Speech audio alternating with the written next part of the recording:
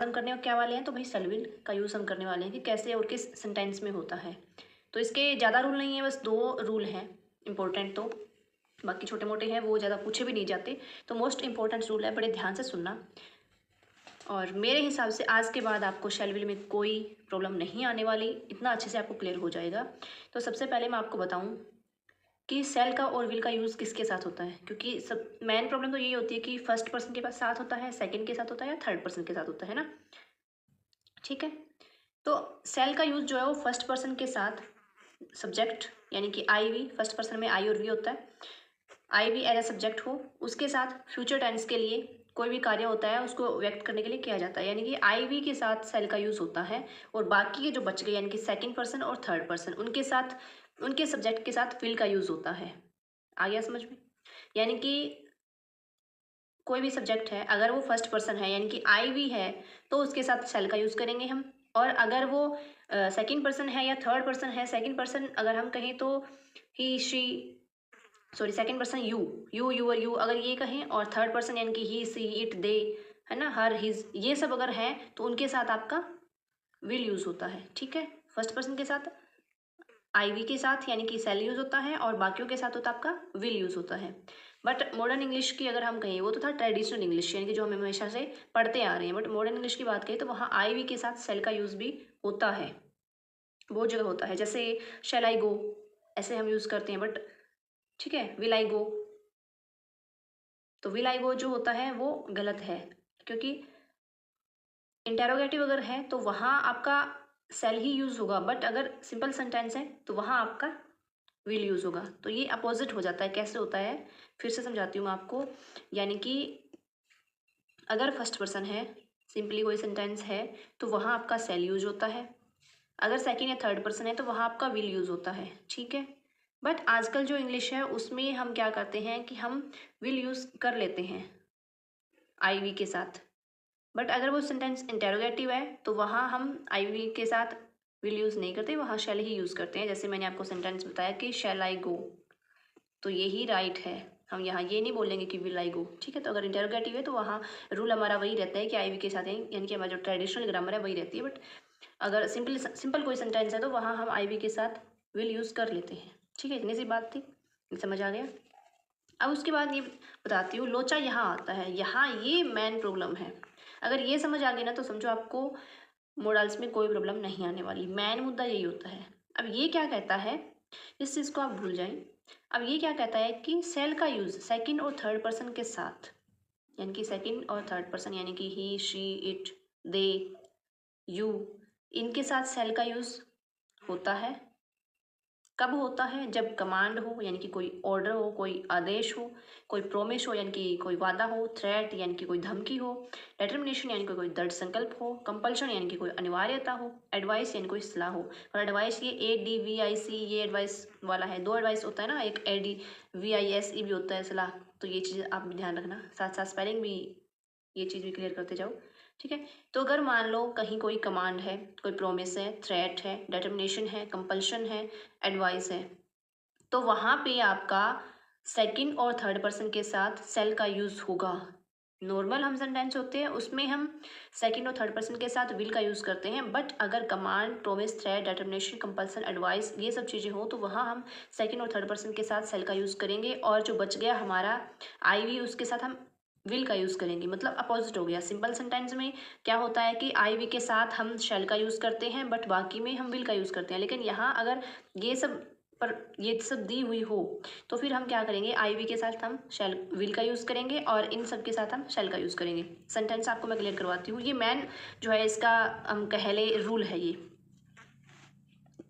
ठीक है, तो सेंटेंस देखिए आप, सेंटेंस से आपको बिल्कुल क्लियर हो जाएगा, सारी चीज़ें क्लियर हो जाएंगी। तो देखिए, जैसे आई shall go to market tomorrow, तो ये आपका क्या है, सिंपल सेंटेंस है, बिल्कुल एक जनरल सा सेंटेंस है। तो जनरल सेंटेंस अगर होता है तो वहाँ आई वी के साथ सेल यूज़ करते हैं, तो ये बिल्कुल ठीक है कि आई shall go to market tomorrow, तो ये बिल्कुल ठीक है, कोई प्रॉब्लम नहीं है इसमें। आगे है ही शैल पे यू ऑन मंडे। अब आप यहाँ सोचोगे कि अगर ये ठीक था तो फिर ये ठीक कैसे हो गया, मतलब यहाँ ही के साथ सेल क्यों आया, क्योंकि ये था आपका सिंपल सेंटेंस और यहाँ ये प्रोमिस कर रहा है। ठीक है, यहाँ ये प्रोमिस कर रहा है कि वो जो पैसे है वो मंडे को दे देगा, है ना, उसके पैसे जो है वो मंडे को दे देगा, ये प्रॉमिस कर रहा है। तो प्रॉमिस कर रहा है तो वहाँ ही के साथ सेल का यूज़ होगा, क्योंकि रूल जो अपोजिट हो जाता है ना, तो इसलिए यहाँ प्रॉमिस है तो यहाँ ही के साथ सेल का यूज़ होगा। ठीक है, यू शैल बी रिवार्डेड, तो यहाँ क्या है, रिवार्ड दिया जा रहा है, यू शैल बी रिवार्डेड, यानी कि एक वादा है, ये भी एक वादा है, एक प्रॉमिस है, एक प्रतिज्ञा है। तो यहाँ भी क्या होगा, यू के साथ सेल का यूज़, बिल्कुल ठीक है, ये गलत नहीं है। आगे क्या है, I shall go to college tomorrow and he will come with मी।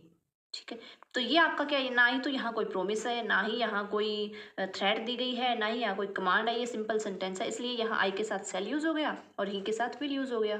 तो ये है आपका सिंपल सेंटेंस, इसमें कोई कुछ आपका यूज़ नहीं किया गया है, कोई प्रॉमिस नहीं है, कोई एडवाइस नहीं है, कोई थ्रेट नहीं है, कोई कमांड नहीं है ना, कोई कंपल्शन नहीं है। इसलिए यहाँ पे वो जो रूल हमेशा हमारा होता है कि आई के साथ सेल और ही के साथ विल, तो ये यूज़ हुआ है। ठीक है, आगे है आई विल वर्क हार्ड, मैं कठिन मेहनत करूँगा एंड स्कोर गुड मार्क्स। तो यहाँ ये क्या बोल रहा है भाई, यहाँ जो है सिंपल सेंटेंस नहीं है, ये जो आपका सिंपल सेंटेंस नहीं है, यहाँ ये संकल्प ले रहा है, यानी कि दृढ़ संकल्प, आप कहें डेटर्मिनेशन है ये, है ना। तो ये आपका क्या है, डेटर्मिनेशन है, तो इसलिए यहाँ जो है आपका रूल अपोजिट हो गया, मीन्स यहाँ आई के साथ आपका विल यूज़ हुआ है, तो ये बिल्कुल ठीक है, गलत नहीं है ये, आई विल वर्क हार्ड। अब यहाँ सेल नहीं आएगा क्योंकि यहाँ सिंपल सेंटेंस नहीं है, यहाँ पे डेटर्मिनेशन है, दृढ़ संकल्प है। जैसे हम हमेशा लेते हैं ना संकल्प, मंडे से पढ़ना स्टार्ट कर देंगे या 1 तारीख से पढ़ना स्टार्ट कर देंगे, ये हमेशा हमारा होता था, हम करते भी थे स्टार्ट भाई। आगे है आई विल सी यू, तो आई विल सी यू यानी कि मैं तुझे देख लूँगा, तो ये क्या है भाई, धमकी है, थ्रेट है। तो थ्रेट है तो आपको पता है आई के साथ विल आएगा, तो ये बिल्कुल ठीक है। यहाँ सेल आ नहीं सकता क्योंकि ये थ्रेट है, सिंपल सेंटेंस नहीं है, तो यहाँ पे ये विल बिल्कुल ठीक है। तो एक बार यही रूल मैं आपको फिर से समझा देती हूँ, क्योंकि मुझे ऐसा लगता है कि सेल विल का अगर ये रूल समझ आ गया ना, तो आपके सेंटेंस गलत नहीं होंगे, बिल्कुल भी नहीं होंगे, क्योंकि पेपर में मोस्टली सेल विल या मे माइट इस टाइप से ही पूछा जाता है, ये डेयर नीड इनका इतना नहीं पूछा जाता, यही आते हैं। तो यहाँ एक लास्ट एंड मैं आपको अगर समझाना चाहूँ तो ये कहता है कि फर्स्ट पर्सन जो होता है यानी कि आई और वी होता है, उसके साथ सेल यूज होता है, और ही सी इट जो भी सेकंड और थर्ड पर्सन है, साथ में यू भी है, इनके साथ आपका विल यूज होता है। ठीक है, अगर सिंपल सेंटेंस है तब तो ये यूज होगा, और अगर सेंटेंस में कोई थ्रेट है, कोई डिटर्मिनेशन है, कोई प्रोमिस है, कोई एडवाइस है, कोई कंपल्शन है ना, तो फिर ये चीज़ें आपकी अपोजिट हो जाती है। मीन्स आई वी के साथ फिर विल यूज होता है, और ही शी इट दे यू इनके साथ फिर आपका सेल यूज होता है। बस इतनी सी कहानी है। अब आगे वाले रूल पे चलते हैं, हमारा बचपन का रटा रटाया रूल। लेटस या लेट्स बा, देखिए इनसे अगर स्टार्ट होने वाले सेंटेंस है और इम्पेरेटिव सेंटेंस भी हो, चाहे मतलब जो क्वेश्चन टैग वाले होते हैं वो भी हो चाहे, तो उनमें सेल का यूज होता है। ठीक है, जैसे let's dance together, shall be, तो यहाँ क्या हो गया, वी के साथ सेल का यूज है, तो ये जो वेरी सिंपल है, ये लेट्स वाला तो हम बचपन से पढ़ते आ रहे हैं।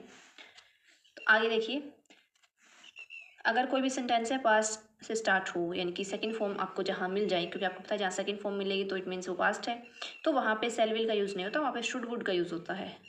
ठीक है, जैसे हमने कैन का किया था, मे का किया था, अगर प्रेजेंट में है तो आपका कैन और मे का यूज़ होगा, अगर पास्ट में है सेंटेंस और वही चीज़ें लागू हो रही है तो आपका कुड यूज़ होगा और माइट यूज़ होगा। तो सेम वही चीज़ है, तो वहाँ शैल विल का यूज़ नहीं होगा क्योंकि वो पास्ट टेंस में है। जैसे he hoped that he will pass the test, तो ही होप्ड यहाँ सेकंड फॉर्म है, और सेकंड फॉर्म है तो आपको पता है पास्ट में है, और पास्ट में है तो यहाँ फ्यूचर कैसे आ गया, तो इसलिए यहाँ पे क्या होगा, आपका वुड यूज़ हो जाएगा।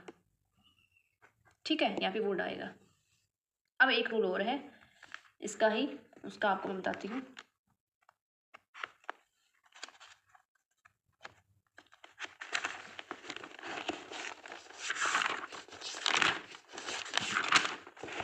ये रहा, तो इसका देखो अपवाद हर एक में मिलते हैं, बहुत सारे रूल है जहाँ अपवाद मिल जाते हैं। तो इसका ये अपवाद है कि अगर सेंटेंस जो है यूनिवर्सल ट्रुथ में हो, हैबिचुअल एक्शन हो, ईडियम कोई भी फ्रेज हो, तो ये रूल लागू नहीं होगा। मीन्स अगर जहाँ पे कोई यूनिवर्सल ट्रुथ है, जहाँ पे हैबिचुअल एक्शन है, तो वहाँ पे ये मत सोचना कि भाई हाँ पास्ट में है तो हम वहाँ वुड लगा देंगे, नहीं, वहाँ ये चीज़ें लागू नहीं होती। वहाँ यूनिवर्सल ट्रुथ है तो ट्रुथ ही रहेगा, वो आपका प्रेजेंट टेंस में हो चाहे पास्ट में हो, कैसे भी हो, बट उसमें आप ये चीज़ें नहीं लगा सकते। आप ये नहीं सोचोगे कि यहाँ ये पास्ट में तो मैं वहाँ पे वुड या शुड यूज़ करूँगा। ठीक है, तो जैसे he said that the sun is a star. ठीक है, तो यूनिवर्सल ट्रूथ है ये।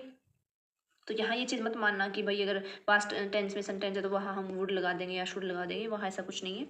वो ये चीज़ें यहाँ लागू नहीं होगा। अगर वैसे अगर कोई पास्ट टेंस में हो रहा है तो वहाँ पे हम क्या करते हैं, विल शैल की जगह शुड वुड का यूज़ करते हैं, ठीक है।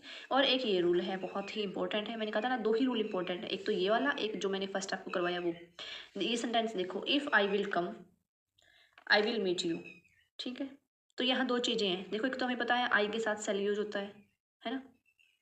और दूसरा ये देखो, if I will come I will meet you, हम मोस्टली यही करते हैं। अपनी स्पीकिंग में अगर हम बात करें तो if I will come I will meet you, दोनों में भी करते हैं। बट ऐसा नहीं होता।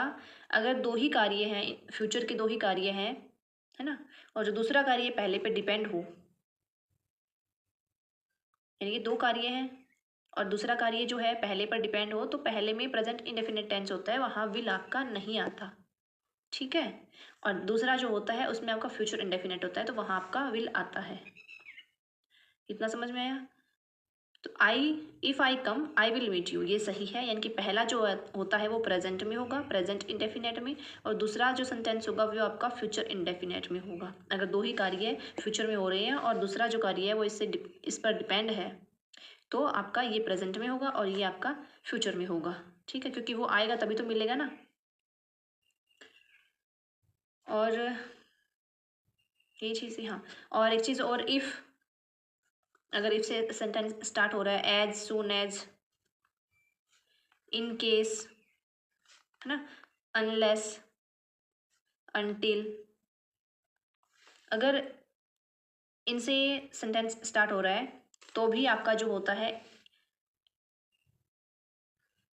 इफ़ के साथ क्या होगा, आप इफ़ के साथ आपका इफ़ के साथ आई है, उसके बाद क्या होगा आपका विल ही यूज़ होगा, सेल यूज़ नहीं होगा, क्योंकि वैसे हम आई के साथ सेल का यूज़ करते हैं, बट यहाँ पे विल का यूज़ होगा। अगर कोई भी सेंटेंस है आपका इफ़ से स्टार्ट हो रहा है, या एज सुन एज से स्टार्ट हो रहा है, इन केस से स्टार्ट हो रहा है, या अनलेस से स्टार्ट हो रहा है, या अनटिल, या अगर मैं कहूँ कि व्हेन से स्टार्ट हो रहा है, या लीस्ट से स्टार्ट हो रहा है, तो ऐसे अगर सेंटेंस है तो वहाँ पे जो इनके जस्ट बाद हम विल या सेल का यूज़ नहीं करते हैं। ये चीज़ आप ध्यान रखना, इनके जस्ट बाद विल या सेल यूज़ नहीं करते हैं, तो इसलिए हम यहाँ विल या सेल यूज़ नहीं करेंगे। और दूसरा जो है वो आपका फ्यूचर इंडेफिनेट में होगा ही। तो यहाँ 2 चीज़ें हो गई भाई। एक तो अगर 2 सेंटेंस हैं और दूसरा जो है वो पहले पे डिपेंड है, ये यानी कि एक तरह से ये कंडीशनल सेंटेंस है। हम कंडीशनल सेंटेंस में भी इन चीज़ों को समझेंगे, बट यहाँ भी मैं आपको बता देती हूँ कि अगर इस टाइप से कोई सेंटेंस है, अगर सिंपल कोई सेंटेंस है तो भी क्या होता है कि अगर 2 सेंटेंस है और वहाँ दोनों में हम विल या सेल का यूज़ नहीं करेंगे, हम आगे वाले में फ्यूचर टेंस का यूज़ करेंगे, फ्यूचर इंडेफिनेट का, और पीछे वाले जो सेंटेंस है हमारा, इनकी फर्स्ट जो है हमारा, उसमें प्रेजेंट इंडेफिनेट का ही यूज़ करेंगे। और कंडीशनल सेंटेंस की नज़र से अगर देखें तो जहाँ if, as soon as, in case, until, unless, when, list, अगर इनसे अगर कोई सेंटेंस स्टार्ट हो रहा है तो वहाँ जस्ट बाद हम विल शैल का यूज़ नहीं करेंगे। तो ये चीज़ ध्यान में रखना। तो इतना ही था हमारा, और आगे बाद में हम और करेंगे। कंडीशनल सेंटेंस में रहते हैं, वो बहुत ज़रूरी होती है। कंडीशनल जो सेंटेंस है वो टॉपिक मोस्ट इंपॉर्टेंट है, तो वो मैं आपको इकट्ठे ही करवा दूँगी। बड़ा इंटरेस्टिंग सा टॉपिक है, लेकिन चीज़ें आराम से समझ में आई। एकदम से आप सोचोगे ये क्या हो गया, ये ऐसे कैसे हो गया, तो नहीं समझ में आएगा। क्योंकि ना अगर मैं आपको बताऊँ तो ना, सारी चीज़ें अगर इंग्लिश को हम समझे ना तो बड़ी घुमाने वाली हैं चीज़ें। जैसे हमने फर्स्ट रूल किया था, उसमें था कि आई वी के साथ सेल यूज़ होगा, बाकी के साथ विल यूज़ होगा। बट सेकंड रूल जो हमने किया उसमें चीज़ें अपोजिट हो गई। तो सेम वही चीज़ें हैं, तो कुछ इस टाइप से चीज़ें चलेगी हमारी। तो आप क्लास को एक बार फिर से देख लेना, क्योंकि दोबारा देखने से हमें कुछ जो डाउट्स रह जाते हैं, 1-2, वो भी क्लियर हो जाते हैं। साथ ही साथ हमें उतना नहीं आता। और नोट्स बनाए हो तो आपके लिए बहुत ही बेटर है, आप नोट्स भी बना सकते हैं। फिर मिलते हैं नई क्लास के साथ, और आगे वाले हम क्लास में करेंगे शुड वुड का यूज़, और डेयर रह गया हमारा, नीड रह गया, और ought to रह गया। तो ये वाले हम करेंगे।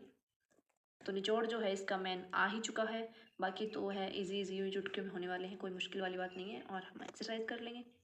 चलिए फिर मिलते हैं। सब्सक्राइब कर लेना भाई, सब्सक्राइब नहीं करते हो आप लोग।